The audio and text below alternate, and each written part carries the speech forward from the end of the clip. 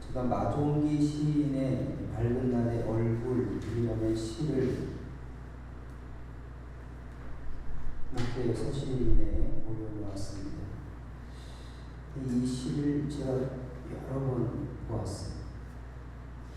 그 많은 고통도 경험해 보지 않고 어떻게 하늘나라를 기웃거릴 수 있겠냐고, 그 많은 절망도 경험해 보지 않고 누구에게 영원히 살게 해달라고 청할 수 있겠냐고, 벼랑 끝에 서 있는 무섭고 외로운 시간 없이 어떻게 사랑의 진정을 알아낼 수 있겠냐고, 말로나 글로는 갈 수 없는 먼 길의 끝의 평화, 간절하고 가난한 믿음이 우리를 울린다. 여기 앞에 있는 이 첫 구절을 보게 되었어요. 저는 그런 믿음을 갖게 되었습니다. 우리가 하늘을 바라보죠. 하늘을 바라보면 때로는 구름도 있고 때로는 눈도 내리고 비가 오고 합니다. 근데 제가 무슨 깨달음을 얻었냐 하면, 제가 하와이 살 때 빅 아일랜드를 방문한 적이 있습니다. 마우케이아라고 하는 큰 산이 있어요. 백두산의 2배라고 그러죠. 거기를 쭉 올라가면 성문을 뚫고 올라갑니다. 문을 탁 열고 내리면 숨을 쉴 수 없을 만큼 산소가 없으니까 이렇게 둘러보면 세계 각국의 그런 천체를 관측하는 그런 연구소들이 보고되어 있습니다. 뒤늦은 거. 그 하늘은 구름이 낄까요? 비가 올까요? 눈이 올까요? 그렇죠. 언제나 똑같은 파란 하늘입니다. 그런 믿음을 갖게 됐어요. 우리가 자꾸만 이 세상에서 바라보는 하늘이 아니라 바로 그 너머의 하늘을 본다면 어떻게 될까요? 언제나 맑음이 있죠. 이 마종기 시인은 캐톨릭 교회인 것 같은데 그 시인의 감성을 가지고 이렇게 노래를 하고 있는 거죠. 고통과 경험, 여러 가지 절망, 벼랑 끝, 우리는 하늘을 바라보는 구름과 같은 거예요. 하지만 내 마음이 그 구름 너머에 있다면 어떻게 될까요? 그것은 하나님 나라에 닿아 있는 것이다 라고 하는 그런 믿음을 갖게 되었습니다. 에드위드 마샬은 말하기를, 사람들이 진심으로 서로 신뢰할 때 진정한 속도가 생긴다. 저는 이 구절 굉장히 좋아합니다. 서로 신뢰할 때 속도가 생깁니다. 이 속도는 무엇일까요? 우리가 믿음을 통해서 이루고자 하는 그 길에 서로가 협력해서 그 길을 함께 갈 수 있다라고 하는 것을 보게 됩니다. 오늘 역대하에 있는 말씀은 바로 그러한 것을 우리에게 실천적으로 보여주는 좋은 말씀이라고 볼 수 있습니다. 여호와를 신뢰하고 그의 선지자들을 신뢰하라. 이 말은 여호사밧 왕이 그의 백성들을 향해서 한 말입니다. 그런데 영어 성경에는 신뢰하라라고 하는 말을 각각 다르게 사용했어요. Trust the Lord. 하나님에게는 trust라고 하는 단어를 썼는데, believe what did you prophets have told us? 라는 말을 썼어요. 여기 말하는 prophet, 선지자들은 believe 하라는 거예요. trust라는 단어를 쓰지 않았어요. 그런데 이 선지자들은 선지자를 의지하는 것이 아니라 그가 한 말을, 그렇게 영어 성경에는 좀 더 구체적으로 설명하고 있는 것을 보게 된 것입니다. 그래서 두 단어가 주는 뉘앙스가 사뭇 다르다. 우리는 같은 신뢰라고 하는 한 단어를 사용하지만 영어 성경이나 아니면 히브리 성경들은 이것을 좀 더 세분화하고 있다라고 하는 것을 보게 될 것입니다. 저는 여기에 역대하 기자의 관점이 들어있다고 보는 것입니다.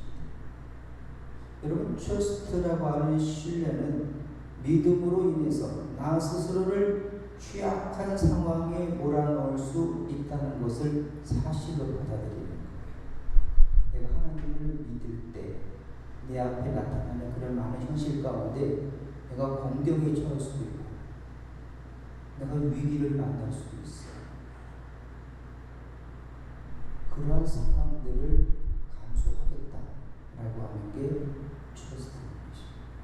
하지만 빌리버는 좀 달라요.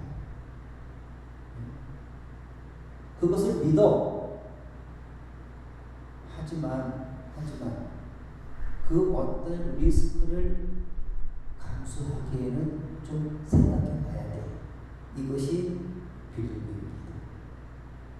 어떤 일을 아주 잘 비유로 설명했더라고요. 여러분, 라이아가라를 통과하는 외줄 타기 선수가 있었습니다. 쫙 건너갔어요. 그리고 나서 말했습니다. 여러분은 나를 믿습니까? 다 믿는다고 그랬어요. 그러면 여러분 중에 나의 등에 업혀서 저쪽 폭포로 건너갈 사람이 있습니다. 그럴 분 나오세요. 그랬더니 아무도 나오는 사람입니다. 믿는다는 것과 그런 리스크를 감내한다라고 하는 다른 겁니다. 근데 그가 그 매니저를 향해서 당신은 나를 믿습니까? 그랬더니 yes 하고 그 매니저가 그 선수의 등에 업혀서 그 나이가라를 건넜어. 어떤 분은 그렇게 얘기를 하더라. 빌리버는 바로 그런 거예요. 그가 사람을 업고 건널 수 있다는 것을 믿기는 해. 하지만 내가 그것을 감수하지는 않아. 하지만 그 매니저는 내가 가지고 있는 혹시 잘못하면 천길 낭떠러지로 떨어져서 죽을 수 있는 그 상황을 감내하면서 그걸 믿는 거예요. 이걸 트러스트라고 말하는 것입니다. 역대기 기자는 하나님은 트러스트하지만 선지자의 말은 빌리버하라. 이렇게 말씀한 것을 발견하게 되는 것입니다. 그래서 리더십 챌린저를 쓴 쿠제스와 포스너는 리더에 대한 신뢰를 강조하고 있습니다. 왜 그러냐? 아무리 좋은 비전을 제시해도 사람들의 리더에 대한 신뢰가 없으면 성공할 수 없다는 것을 그 책에서 사례로 많이 얘기해 왔습니다. 우리가 하나님을 신뢰해야 되는데 하나님을 신뢰하지 않고 빌리버한 상태에서 있는 사람들이 대부분이 아닌가 싶은 것입니다. 그것을 역대기 기자는 우리들에게 꼬집어 말하는 것이다라는 그런 믿음을 갖게 되었습니다. 그래서 브레넨 매닝은 말하기를 하나님에 대한 신뢰의 순간을 제2의 회심이라고 불렀습니다. 저는 그 말이 굉장히 마음에 들어요. 하나님을 신뢰하겠다라고 결단한 그 순간이 제2의 회심이 됐다라고 하는 거죠. 사실 나에 대한 신뢰 역시 빌리브인 것은 실패와 절망의 순간에 나에 대한 믿음도 사라진다는 것을 감안해야 하는 것입니다. 내가 나를 믿을 수 있나요? 내가 나를 못 믿어. 하지만 제2의 회심은 하나님에게만 적용된다는 것을 알게 되는 거예요.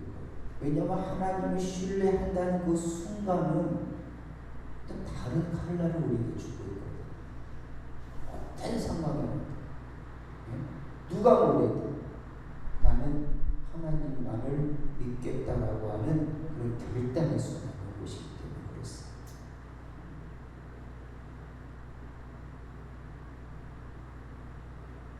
그러므로 믿음 생활은 연수와 관계없이 신뢰의 순간을 체험하는 것이 믿음의 어드레스를 견제하는 것이다.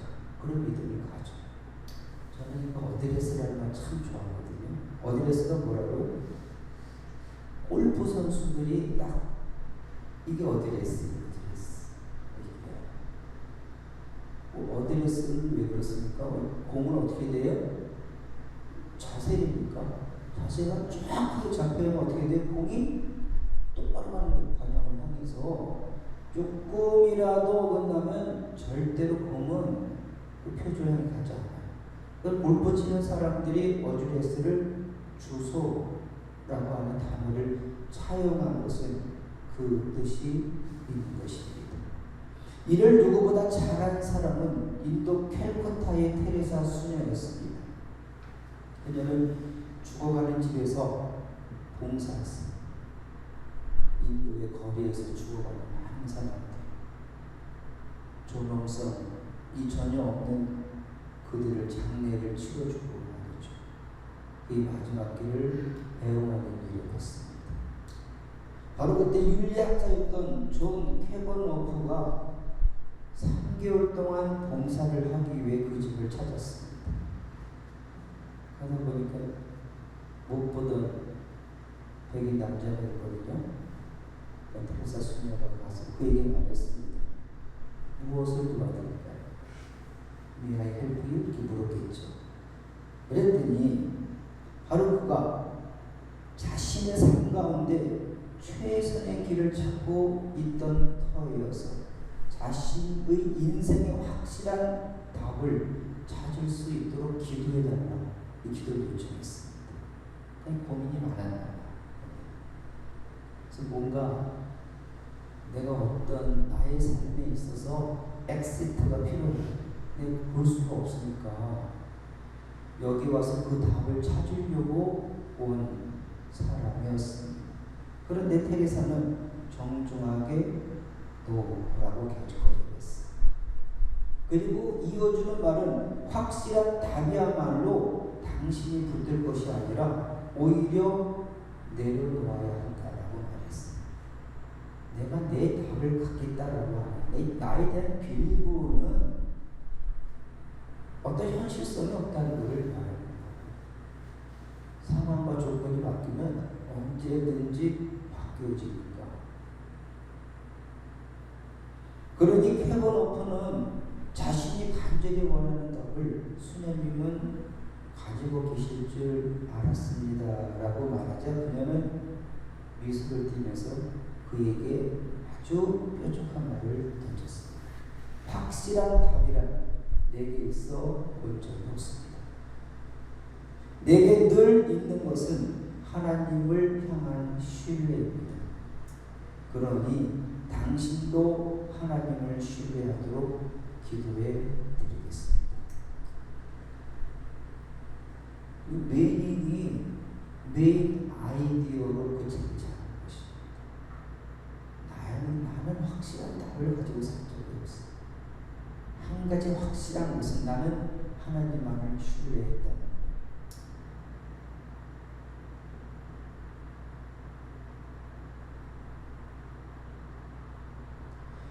그러므로 그리스도인의 삶을 규정한다라고 하는 것은 내가 하나님을 신뢰하는가 신뢰하지 않은가의 여부입니다. 내가 목사고 장로고 아무리 떠들어대도 그 가운데 하나님을 신뢰하는가 신뢰하지 않는가에 대한 그 질문에 답할 수 있어야 한다는 것입니다. 그러므로 신앙생활은 하나님에 대한 신뢰를 지속하는 것입니다. 지속하는. 그런 의미에서 저는 이 테레사 말이 적용되는 것 같아요. 저는 다른 거 관심 없는데 어떤 처지와 형편이 어려운 형편이 와도 생각하지 않아요. 왜? 난 하나님의 일을 향한 그 마음 변하지 않으니까. 상황이 변한다 해서 그 마음을 돌이키지는 않을 거니까. 그래서 저는 여호사밧이 한 말을 비로소 이해할 수 있었습니다. 우리가 하나님을 신뢰하잖아요. 그렇잖아요? 근데 선지자들을 신뢰하라는 말은 무엇일까요? 오늘 우리가 이 땅을 살아나가면서 하나님의 말씀을 직접 들을 수는 없지만 선지자들은 이름 가운데 이 나비라고 하는 말은 하나님의 말씀을 입에 물은 자라는 뜻이에요. 입에 물었어. 그러니까 선지자가 하는 말 누구 말이에요? 하나님의 말. 그 선지자를 믿어야 된다. 하나님의 말씀 입에 문 자를 말해야지. 사람들을 위한 말, 네? 이 땅에서 주고자 하는 것을 하나님의 말씀을 빈자에서 말하는 모든 것들은 지옥 누리려는 거라고 말입니다. 그럼 분명하게 우리에게 교훈해 주고 있는 것입니다. 장기모 감독은 명작 인생, 한문으로는 활착이라는 말인데 살아남음이라는 영화를 만들었어요. 내가 이제껏 본 영화 중에 가장 인상적인 영화입니다. 1994년에 만들어졌어요. 아주 오래된 영화. 그런데 그 포스터를 보고 제가 느낀 게 있어요. 포스터에 뭐라고 써있냐면 고양이가 어지럽게 흩어놓은 실타래와 같은 그런 말이에요. 고양이가 실품실과 막 흩어놨어요. 그게 인생이다. 장님은 그렇게 말하고 있어요. 예측할 수 없는 방향으로 꼬이는 파탄과 전략 가운데서 살아남는 모습을 담담하게 보여주었다. 이 영화 편입니다. 우리들의 인생이라고 하는 것이 그래요. 그러므로 살아남는다라고 하는 것은 살아있다는 것을 보여주는 중요한 명제인 거죠. 인생을 살다 보면 누구에게나 예기치 않은 위기를 맞이하게 됩니다. 그런데 그 위기의 순간이 어쩌면 삶을 설명해 주는 중요한 단서가 됩니다.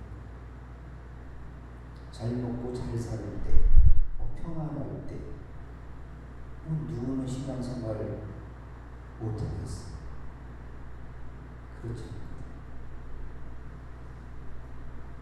절대절명의 순간. 그 어떤 것도 기대할 수 없을 때. 그런 순간이 어디입니까?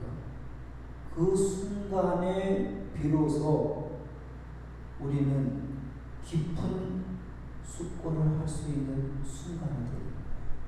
다른 말로 표현하면 내 믿음을 시험해 볼 수 있는 그 기회가 되는 것입니다. 그런 의미에서 예수님이 들려주신 돌아온 탕자 이야기는 인생을 압축해서 보여주는 그림 텍스트와 같다고 말할 수 있습니다. 예수님은 비유로 쭉 던진 말이지만 그 안에 모든 것을 담고 있는 것입니다. 둘째 아들은 아버지와 모범생 형의 굴레에서 벗어나기를 원했습니다. 그래서 자신의 유산을 요구했습니다. 아버지는 선뜻 그에게 내어주었습니다. 그는 손이 닿지 않는 곳으로 가서 아버지 없이 자신의 삶을 살았습니다. 그런데 그 결과는 참혹한 것이었습니다. 그 유산은 다 탐닉되고 주변 사람들에게 버려졌습니다. 왜? 철저하게 이해가치가 없어졌기 때문입니다. 세상은 다 그럴 거예요. 그는 추락하는 와중에도 사람들을 믿었지만 돼지치는 자로 전락해서 돼지 밥으로도 배를 채울 수 없는 현실의 직면에서야 아버지의 존재와 자유를 떠올릴 수가 있었습니다. 그와 유산을 가지고 승승장구 했다면 어떻게 됐을까요? 아이씨, 아버지를 떠나 사는 것이 아주 최고였구만 그럴 수도 있어요. 근데 그렇지 않아요. 그의 각성은 아버지를 신뢰하지 않았던 자신에 대한 회한이었습니다. 이게 중요한 거예요. 내가 아버지를 신뢰하지 않았어. 아버지 집에서 그렇게 잘 살았는데 그게 아버지 덕이 아니라 그냥 당연한 줄 알고 내 덕인 줄 알았어. 그래서 자신을 비우고 그 자리에 아버지를 채워넣는 일을 먼저 했습니다. 내가 비워지고 아버지를 채워넣었습니다. 차마 아버지의 아들이라 여김을 받지 못할지라도 품꾼의 하나로 사는 것이 더 나은 삶이라 하는 것을 그가 깨닫기 시작한 것입니다.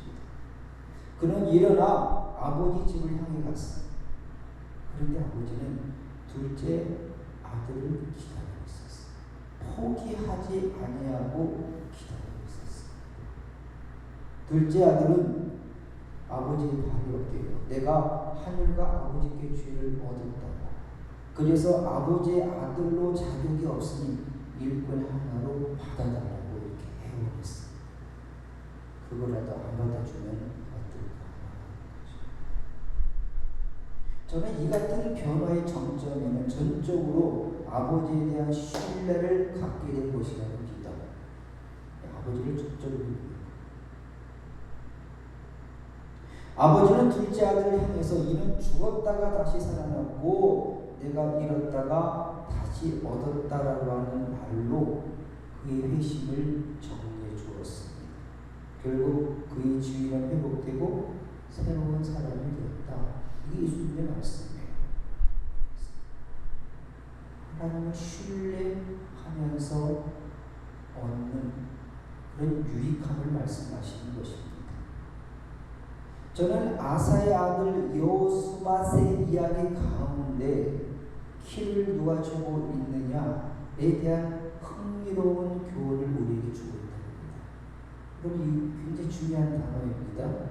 키, 내 인생의 키를 누가 쥐고 있는 것입니다. 여전히 내가 쥐고 있어요?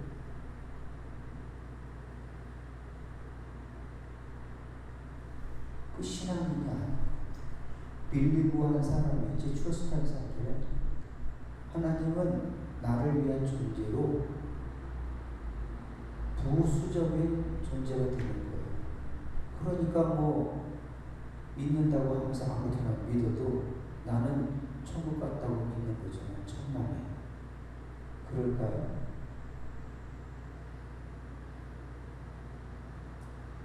하나님을 기쁘시게 하는 자, 이것이 바로 죽음을 보지 않고 하늘로 올라간 이라고 한다면 하나님을 기쁘시게 한다라고 하는 것은 바로 하나님을 전적으로 신뢰하는 것이다 라고 하는 것을 말하고 있는 것입니다. 여호사밧은 아버지의 평안한 통치 기반 가운데 안전한 삶을 살았습니다. 그렇지 않나요? 이 아사의 유명한 명제 있잖아요.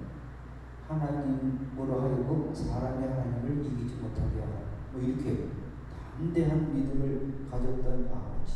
그래서 안전과 평안은 언제나 지속되기를 바랐고 지속될 것을 믿어 의심하지 않았어요. 이 여호사밧의 삶입니다. 그런데 그러한 생각을 깨지고 말았어요. 모압, 암몬, 마온의 동맹에서 아버지가 북이스라엘과 전쟁과는 다른 더 엄청난 위기를 맞이하게 된 것입니다. 절대 열세의 전력 가운데에서 그는 새로운 모색을 한 것입니다. 전략회에 계신 그는 여호와께로 낯을 향하여 강구했습니다. 면벽했다고 합니다. 이상한 존재. 하나님을 바라본다는 것은 그의 다스림에 대한 기대를 거는 것입니다. 그리고 그가 보여준 것은 흔들림 없는 신뢰였어요. 이 신뢰라고 하는 것은 의심의 싹을 틔우지 않는 것입니다. 의심의 싹이 올라올 때 어떻게 돼요? 바로 잘 나가요. 그는 이어서 백성들로 하여금 금식하라고 권고해요. 전쟁을 해야 되는데 금식을 공포하고, 그러자 그들은 칼을 내려놓고 성전에 모여들었어요. 그리고 하나님의 도우심을 기도하기 시작했습니다.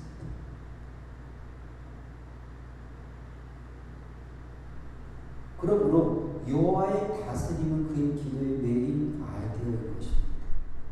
하나님은 이방 모든 나라를 권세와 능력으로 다스리는 하나님이시고, 그래서 막을 자가 없다. 바로 그것이 그의 믿음이었어요. 그 믿음을 가지고 있었어요. 그 믿음은 하나님의 약속을 붙들고 하나님의 계획을 이끌어내요.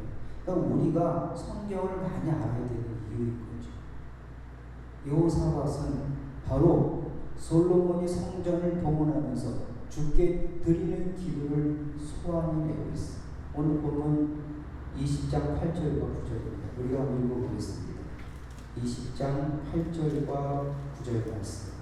시작. 그들이 이 땅에 살면서 주의 이름을 위하여 한 성소를 주를 위해 건축하고 이르기를, 만일 재앙이나 난리나 결책이나 전염병이나 기근이 우리에게 임하면 주의 이름이 이 성전에 있으니 우리가 이 성전 안과 주 앞에 서서 이 환난 가운데에서 주께 부르짖은즉 들으시고 구원하시리라 하였나이다. 그랬습니다. 주의 이름이 어디에 있어요? 이 성전에 있어요. 우리 교회에 주의 이름이 있어요. 우리가 하나님 안에 신뢰하는 사람들의 모임이 되어야 하는 것입니다. 하나님의 마음을 움직일 수 있는 가장 확실한 비결이 여기 있습니다. 약속을 상기시키는 거죠. 하나님은 그렇게 말씀하지 않았습니다. 이렇게 단수를 딱 치는 거예요. 그러므로 여호사밧의 기도의 무기는 약속을 지키시는 하나님을 믿는다는 것입니다. 하나님이 참 곤란해졌다 이랬습니다. 하나님 말씀하신 그 약속을 나는 추워도 의심하지 않습니다. 그래서 그는 이어서 기도하죠. 우리를 치러오는 이 큰 무리를 우리가 대적할 능력이 없고 어떻게 할 줄도 알지 못하고 오직 주만 바라봅니다. 12절에 그렇게 말하는 거죠. 어떻게 한다고요? 우리는 오직 주만 바라봅니다.